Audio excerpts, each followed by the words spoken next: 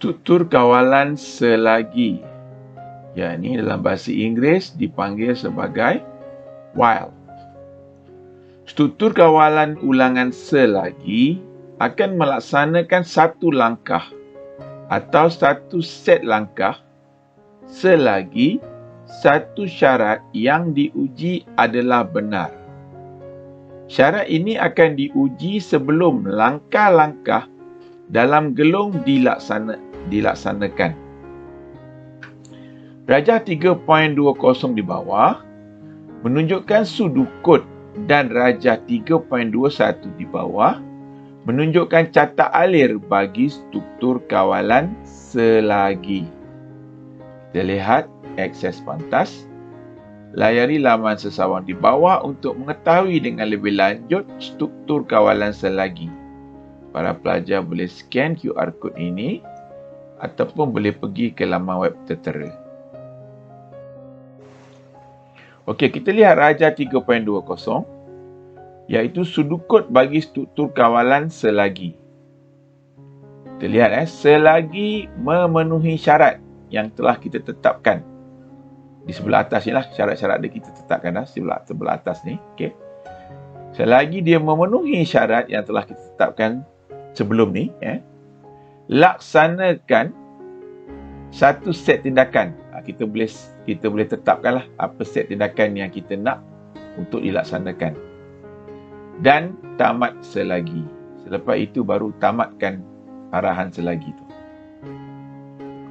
Kita lihat rajah 3.21.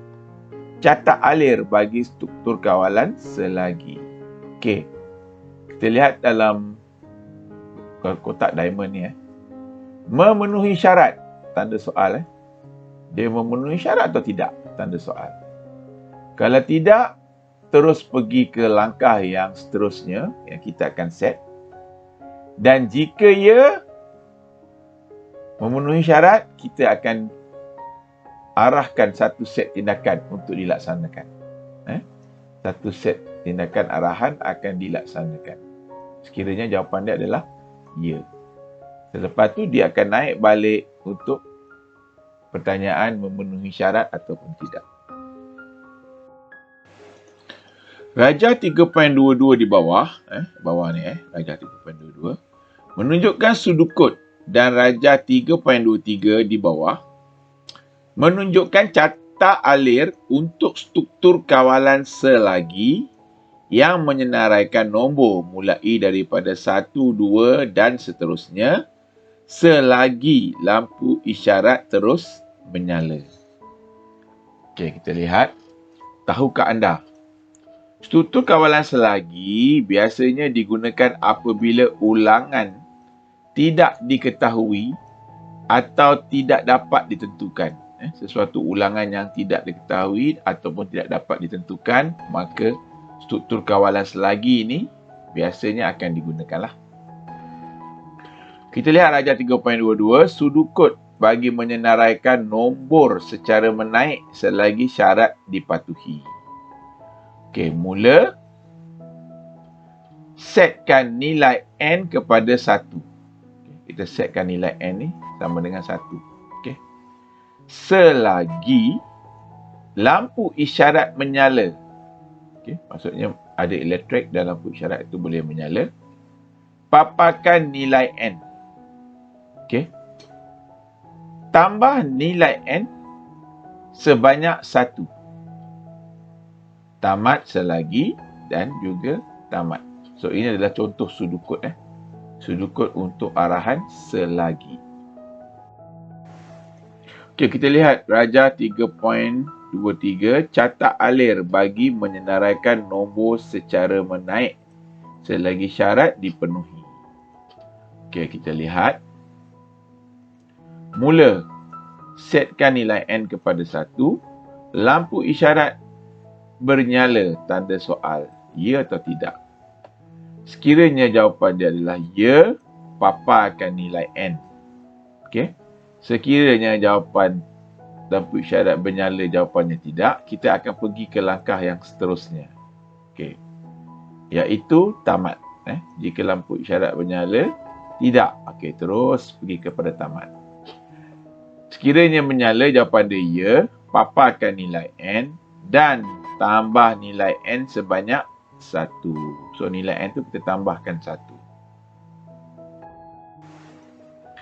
Selepas nilai N, kita tambah nilai N sebanyak 1, maka langkah seterusnya akan pergi kepada lampu isyarat bernyala. Jawapannya ya. Katakan paparkan nilai N, tambah lagi nilai N sebanyak 1, naik balik kembali ke lampu isyarat menyala ataupun tidak. Kalau katakan tidak, barulah tamat arahan tu. Maksudnya selagi lampu isyarat tu menyala, selagi tu arahan ni akan berulang.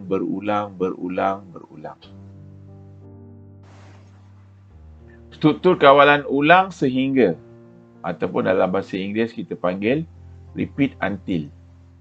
Struktur kawalan ulang sehingga melaksanakan satu langkah atau satu set langkah secara berulang-ulang sehingga syarat yang diuji adalah benar. Okay. Syarat yang kita uji itu adalah benar. Syarat ini diuji setiap kali selepas langkah-langkah dalam gelung dilaksanakan. Rajah 3.24 di bawah menunjukkan sudut kod dan rajah 3.25 di bawah menunjukkan catak alir untuk struktur kawalan secara ulang sehingga ataupun repeat until. Kita lihat rajah 3.24, sudut kod struktur kawalan ulang sehingga. Kita tengok ulang, laksanakan satu set tindakan yang kita akan tetapkan. Sehinggalah syarat yang kita dah tetapkan itu dipenuhi. Okey. Untuk rajah 3.25, catat alir struktur kawalan ulang sehingga set tindakan memenuhi syarat. Ada dua bila tanda soal, ya atau tidak. Kalau ya, terus pergi ke langkah yang berikutnya. Kalau memenuhi syarat ni, jawapan dia ialah tidak. Ulang balik kepada set tindakan yang akan kita setkan. Yang telah kita setkan.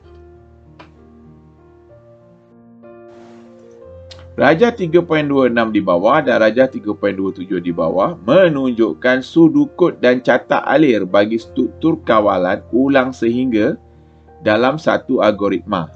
Algoritma ini mengeluarkan output yang sama dengan algoritma yang diwakili oleh sudut kod dan catak alir dalam rajah 3.22 dan 3.23 di atas. Yang kita dah belajar, yang kita dah tengok tadi. Okey, akses pantas lawat laman sesawang ini untuk maklumat lanjut tentang gelung ulang sehingga. Jadi para pelajar boleh scan QR code ini ataupun boleh pergi ke laman web yang tertera. Kita lihat rajah 3.26.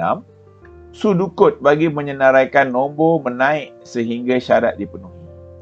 Okey, mula setkan nilai N sama dengan 1. Ulang, paparkan nilai N. Tambah nilai N sebanyak 1 sehingga lampu isyarat dipadamkan, barulah tamat. Kita lihat rajah 3.27, catat alir bagi menyenaraikan nombor menaik sehingga syarat dipenuhi. Okey, kita lihat. Mula, setkan nilai N kepada 1, paparkan nilai dalam N dan tambah nilai N sebanyak 1.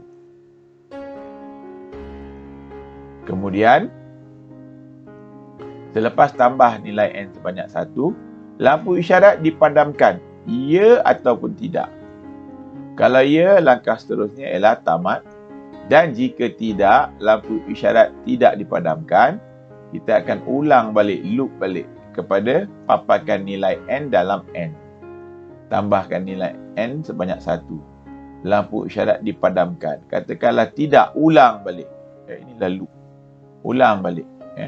Sehinggalah lampu isyarat itu dipadamkan, baru tamat.